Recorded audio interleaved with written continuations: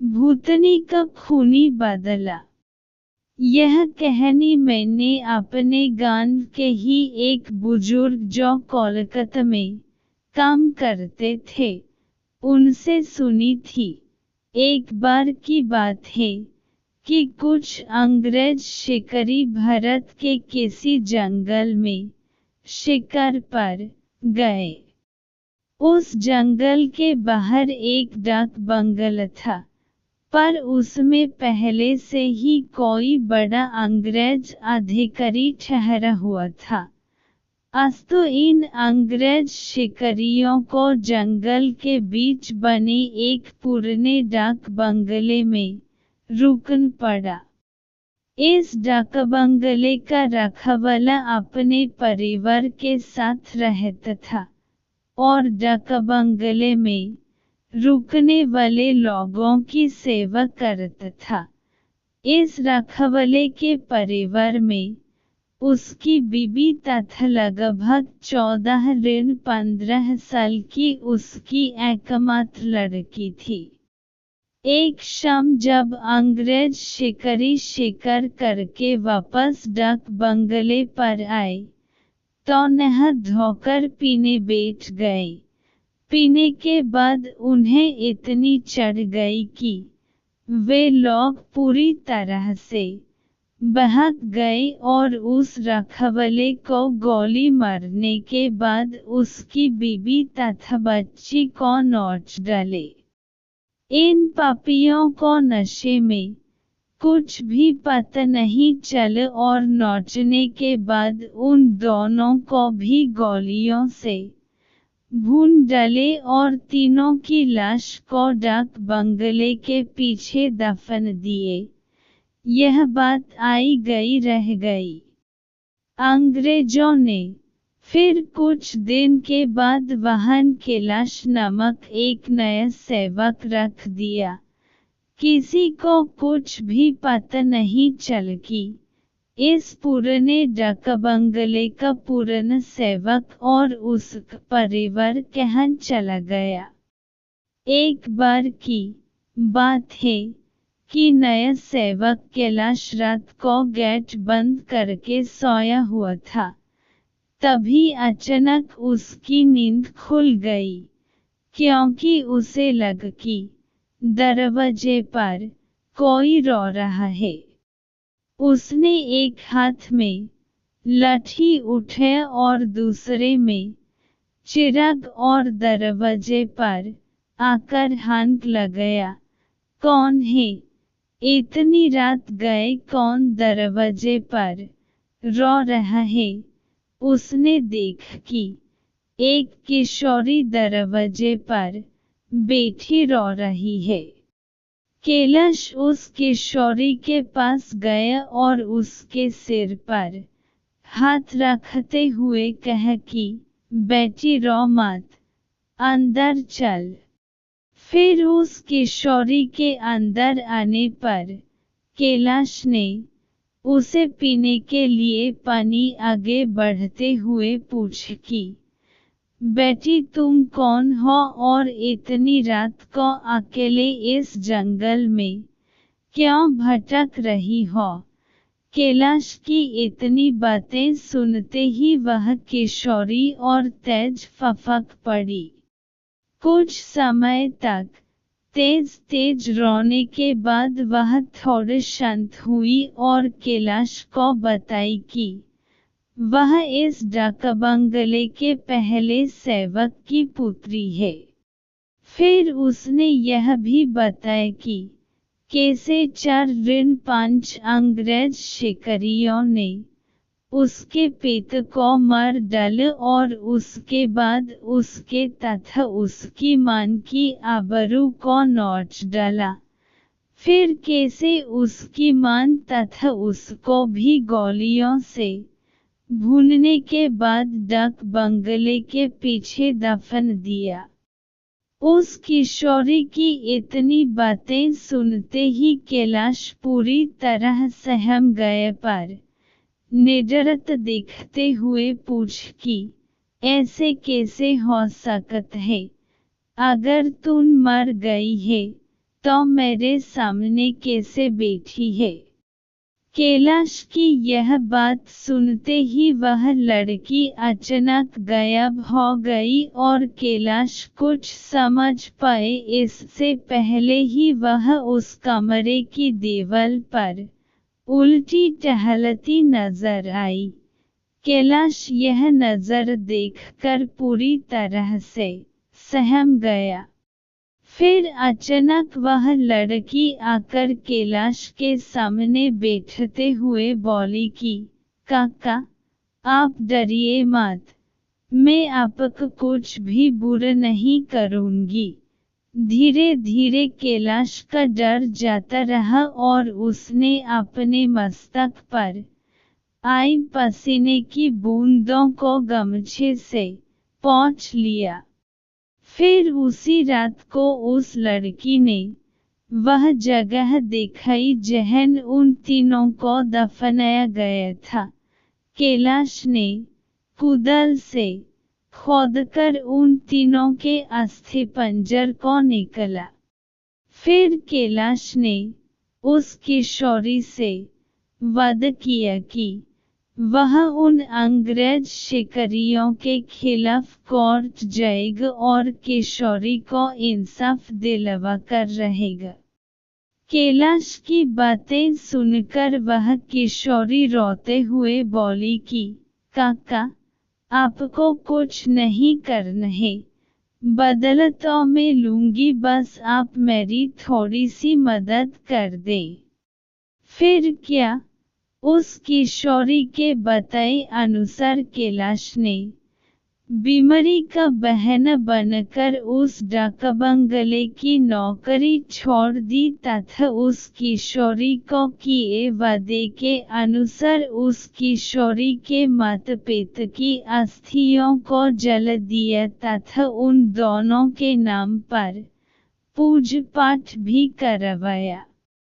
उन दोनों की मुक्ति हो गई, पर लड़की के कहे अनुसार कैलाश ने न लड़की के अस्थि पंजर को जलाया और न ही उसके क्रियाकर्म के लिए कोई अनुष्ठान पूजा पाठ ही किया, क्योंकि किशोरी ने कहा था कि अगर उसके लिए भी पूजा पाठ हो गई तो वह इस भूतही योनि से मुक्त हो जाएगी और फिर उन दरिंदों से बदला नहीं ले पाएगी। समय बीतता गया और अब उस डाक बंगले में कोई नया सेवक आने को भी तैयार नहीं होता, क्योंकि कैलाश वहीं आसपास मंडराता रहता और नए आने वाले सेवक को भूतही कहानी सुनकर भगा देता। कभी वह किशोरी भी अपनी भूतही कारनामे से आने वाले नए सेवक को 9-2-11 कर देती, पर उस बंगले पर शिकारियों का आना कम नहीं हुआ। वे आते और खुद ही अपनी व्यवस्था करते, पर जो अब आता वह वापस नहीं जाता, क्योंकि उस डाक बंगले में ठहरने वाला हर अंग्रेज शिकारी उस लड़की का शिकार हो जाता। कभी कभी तो ऐसा होता कि वह लड़की किसी अंग्रेज शिकारी को अपने लटकों झटकों में फंसाकर उस डाक बंगले में लाती और रात को अपने असली रूप में आ जाती और डरकर उस अंग्रेज को मार डालती और उसका खून पी जाती। यह क्रम चलता रहा और उस डाक बंगले में मरने वाले अंग्रेज शिकारियों की मौत रहस्य ही बनी रही। अंग्रेज अधिकारियों के लाख कोशिश के बावजूद न हत्यारा पकड़ में आता और नहीं मरने वाले अंग्रेज शिकारियों अधिकारियों के मौत का कारण पता चलता। धीरे धीरे यह खबर आसपास के क्षेत्रों में, अंग्रेज शिकारियों आदि में फैल गई कि पुराने डाक बंगले में ठहरने वाले हर शिकारी की रात तो होती है, पर वह दूसरे दिन का सूरज नहीं देख पाता। 2-3 और वर्ष बीते और अब वह डाक बंगला खंडहर हो गया, क्योंकि अब किसी में भी हिम्मत नहीं थी कि वह ठहरे। आखिर किसको अपनी जान की परवाह नहीं होती। पर वह किशोरी भूतनी जो अब युवती बन गई थी, उसी डाक बंगले में रहकर अपने हथियारों का इंतजार करती। दिन में उधर आने जाने वाले लोगों को उसका एहसास होता, क्योंकि वह बराबर रोती रहती पर किसी को दिखाई नहीं देती। एक बार की बात है कि वह युवा भूतनी उस जंगल में रह रहे एक युवा भूत तथा युवा भूतनी के संपर्क में आई। ये दोनों आदिवासी थे और जंगल में लकड़ी काटते समय किसी अंग्रेज शिकारी के शिकार बन गए थे। युवा भूतनी उन दोनों को लेकर शहर की ओर निकल गई। युवा भूतनी उन दोनों भूत भूतनी के साथ शहर में घूम घूमकर अपने हथियारों की तलाश करती रही। 2-3 दिन की मेहनत के बाद ही वह अपने हथियारों को पहचान ली। एक दिन वह शाम के समय खूब खूबसूरत युवती बनकर उनमें से एक हत्यारे अंग्रेज शिकारी के घर पर गई। घर पर उस अंग्रेज के सिवा कोई नहीं था। फिर उसने खूब लटके झटके दिखाए और उस अंग्रेज को अपनी सुंदरता में फांस लिया। रूप लुभावन हो तो अच्छे अच्छों को फंसते देर नहीं लगती। योजना के अनुसार वह दूसरे दिन भी उस अंग्रेज से मिली।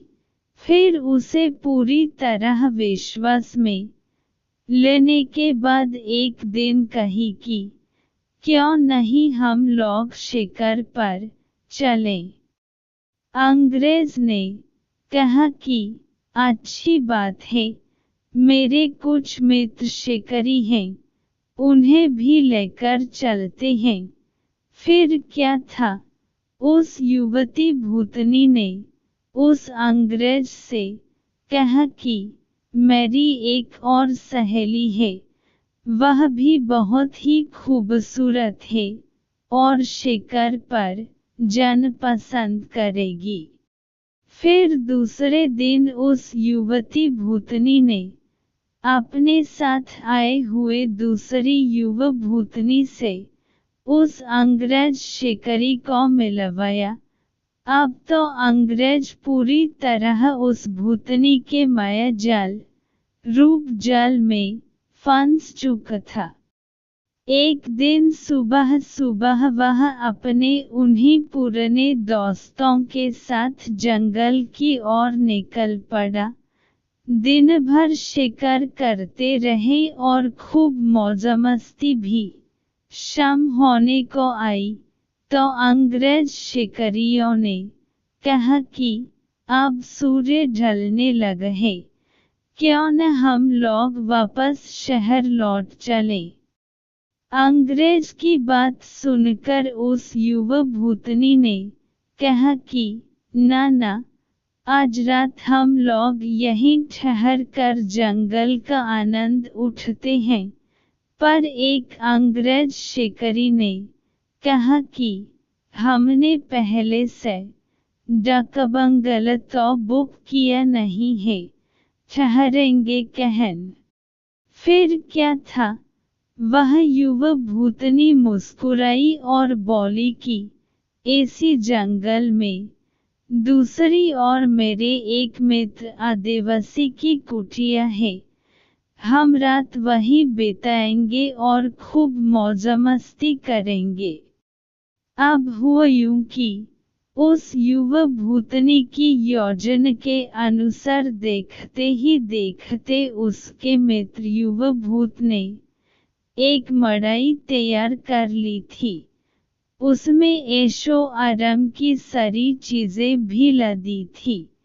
उन दोनों युवा भूतनी के साथ ये अंग्रेज उस मड़ाई में पहुंचे। इन अंग्रेज शिकारियों को उस मड़ाई की दशा देखकर अजीब लगा, क्योंकि उस मड़ाई में महलों, बड़े बड़े होटलों जैसी व्यवस्था थी।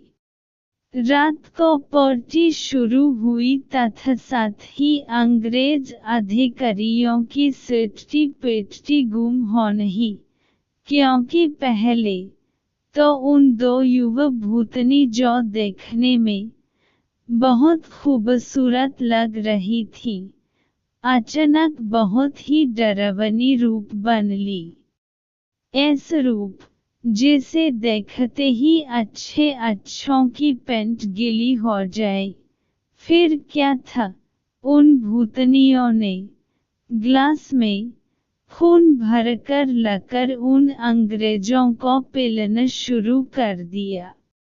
किसी अंग्रेज की हिम्मत ही न थी कि वह न करे, क्योंकि सब के सब पूरी तरह से डरे हुए थे और कांप रहे थे। अचानक आदिवासी युवा भी विकराल रूप में आ गया और अचानक उछल कर पास के एक मोटे पेड़ की मोटी शाख को उछलकर इतने जोर से खींच की चर की आवाज के साथ वह मोटी शाख टूट गई।